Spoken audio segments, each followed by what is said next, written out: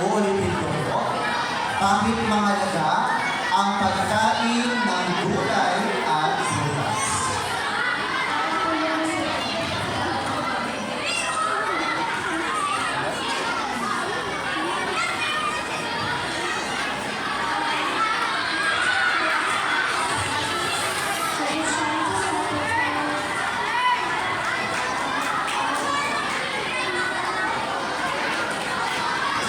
Okay, maraming salamat, contestant number 1.